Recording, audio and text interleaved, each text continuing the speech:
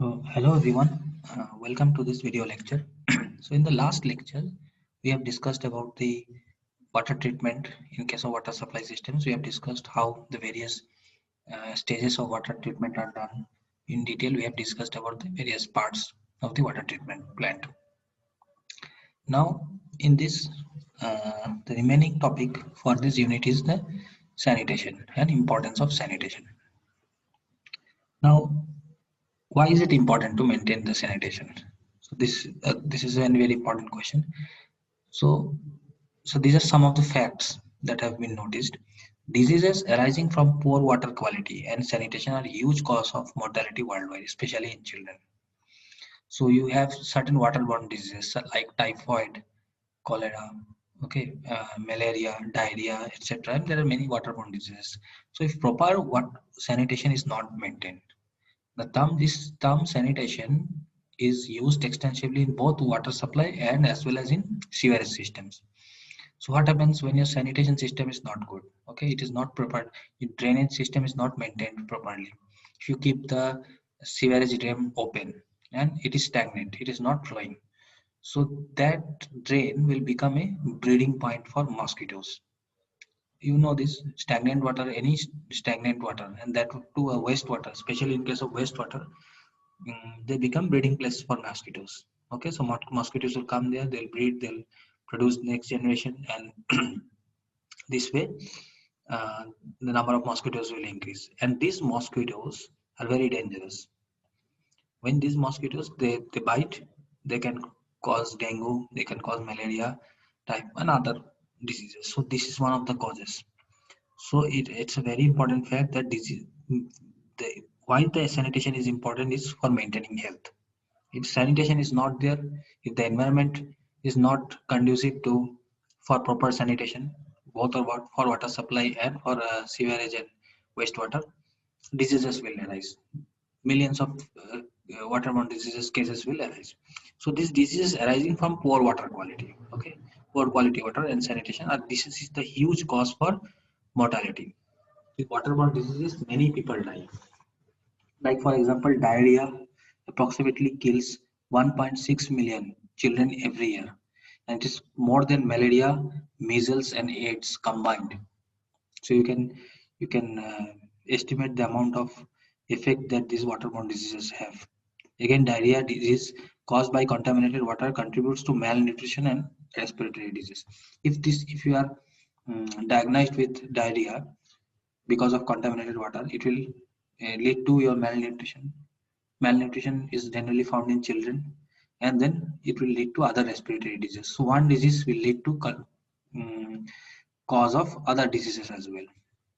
So this all this data from this data we can see that the importance, we can realize the importance of sanitation, that how effectively it can hamper the health of a system, of a community, or of an area, of a country. So it is very important to maintain the sanitation.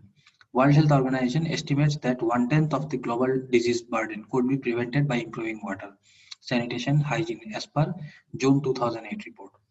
So this is 12 years ago, this report. Now these cases might be more because this is an early estimate.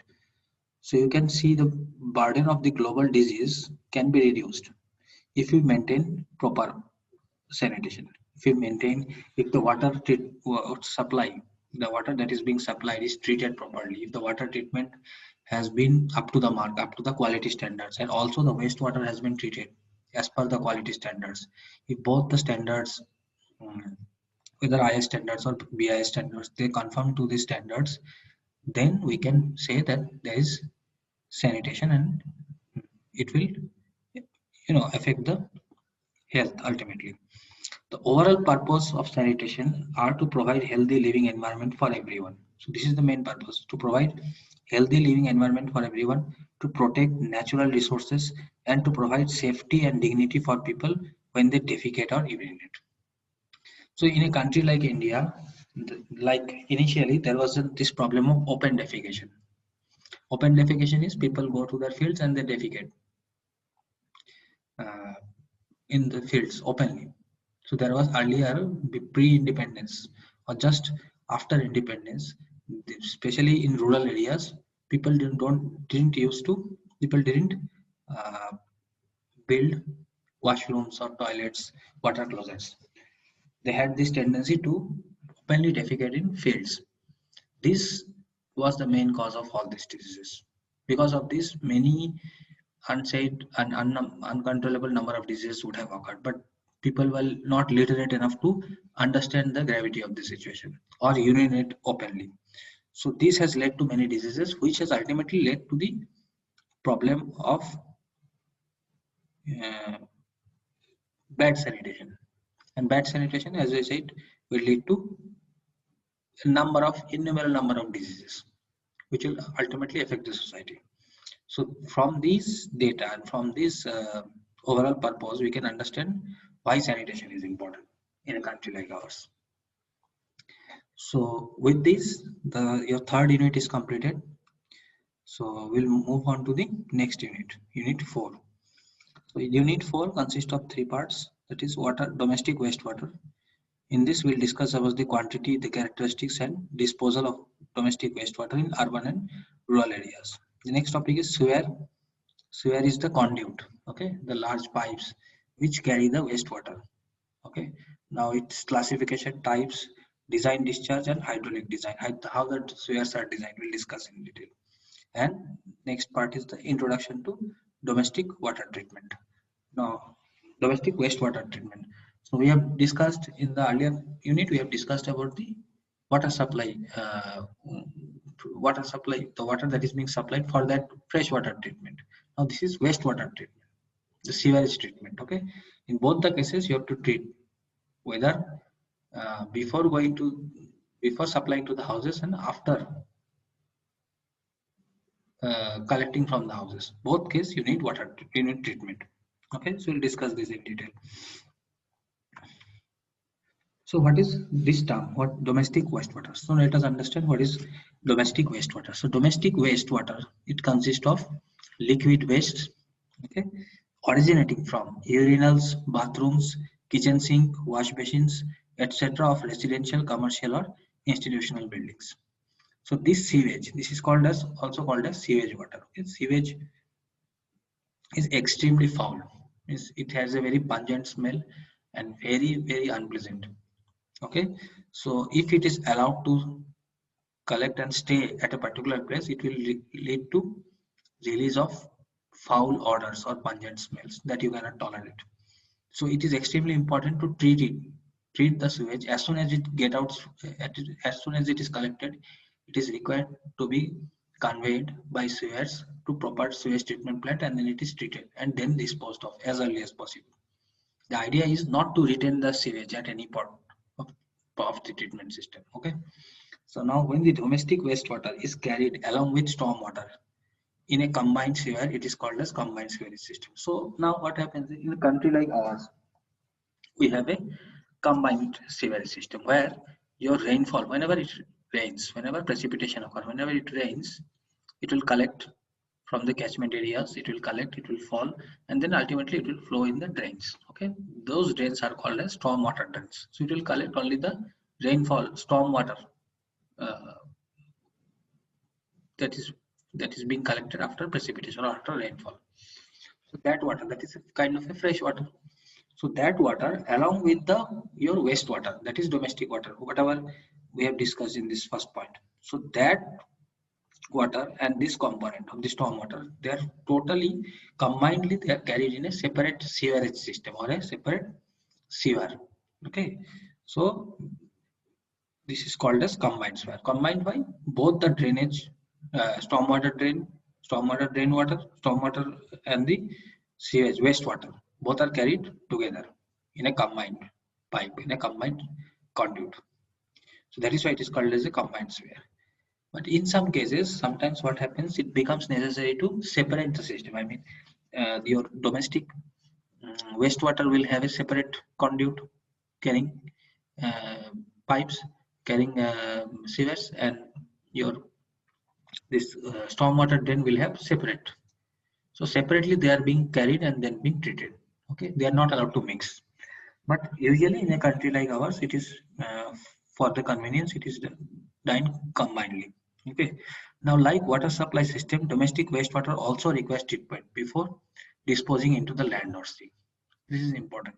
If you do not treat the water and directly, you cannot dispose. You just cannot collect the sewage that is being collected from the water closets, urinals, and all that in the wash basins. All that we have discussed. From all these effluent points, you cannot just collect simply in a pipe and then throw it, dispose it in a sea or any water body. You can't, because there is some degree of treatment that you have to give. Otherwise, it will lead to catastrophe. It will lead to havoc.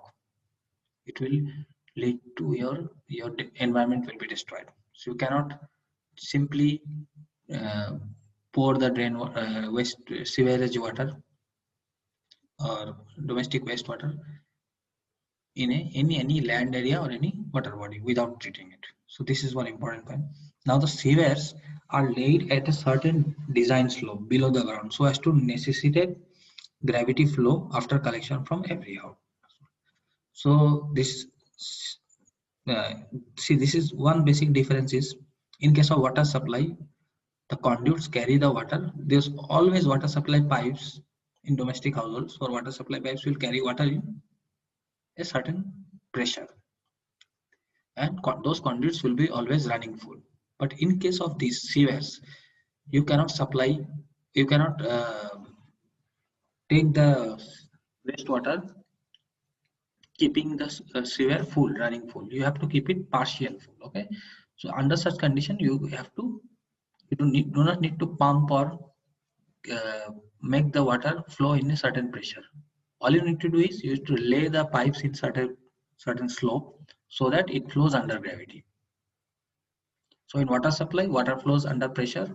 In sewerage system, water flows under gravity. This is the basic difference. And there it flows always. It flows full. The pipes are always full in case of water supply. Otherwise, you cannot develop the pressure. Okay, if your pipe is not running full, that pressure cannot be developed. That head loss there, because in any pipe flow, the major loss that is the friction loss. So that will happen. So water cannot reach the top floors, higher floors. Okay, so next is the quantity. Now, how to estimate, how to determine the quantity of the wastewater. These are some points that is being noted. The per capita sewage which is produced in a community can be estimated by assuming it as 75% to 80% of the per capita water supplied to the public. Suppose you need an average estimate. So you know the what is the water supply, say for any community or any house. Suppose you are supplying water to any house, and you are supplying, what is the for per person, what is the LPCD, what is the domestic water requirement? It is 135 liters per capita per day. So for one person it is 135 liters. Say there are, say for example, there are four persons staying in a house. Okay, so that makes it 135 into 4 is close to 540 or something. So that much liter, say suppose 500 liters of water. Let us approximate for 4%. We are providing 500 liters of water. So 500 liters of water is being supplied as water supply. Okay. Now what is the amount of water that will come out as sewage? It is roughly, you can take as 75 to 80%. That means 75 to 80% of 500 liters. That would lead to 400 liters. So 400 liters, 100 liters will be consumed in drinking and other purposes, and placed 400 liters will come out as sewage. So this is an average lump sum, okay, uh, way or a thumb rule, you can say, to estimate the quantity of sewage. Now these are some terms. Maximum daily sewage flow is twice the average daily sewage flow. If you know the average daily flow, you can find the maximum. These are formula. This is for daily flow. For hourly flow, maximum hourly flow is 1.5 times the maximum daily flow and 3 times the average flow. Okay. So another empirical equation by which you can estimate the maximum sewage content is, it is based on population. 18 plus square root of P by 4 plus square root of P into Q average. So if you know the average daily flow, if you know what is the population, you can find out, you can estimate the maximum sewage that can be produced. Okay. Now this is this for all these formulas up to here. It was about your sewage flow. Now this is your this formula. Last one is stormwater. So if you are having any area which has a catchment area of area, say suppose A, any area rainfall occurs, it has an area catchment area of A square meter. PC is the critical rainfall intensity, okay, and K is the coefficient of runoff. So this formula 1 by 36 K PC into A. This with this formula we can estimate the amount of storm water. So this storm water and this per capita sewage, storm water and sewage total, you can estimate what is the quantity of total water, wastewater plus storm water that will enter the combined sewer. So that way you can estimate the quantity. Okay. So that is it for this video. In the next class, we'll discuss about the characteristics of domestic wastewater and the disposal in urban and rural areas and sewer types. Okay. So that's all for today. Thank you.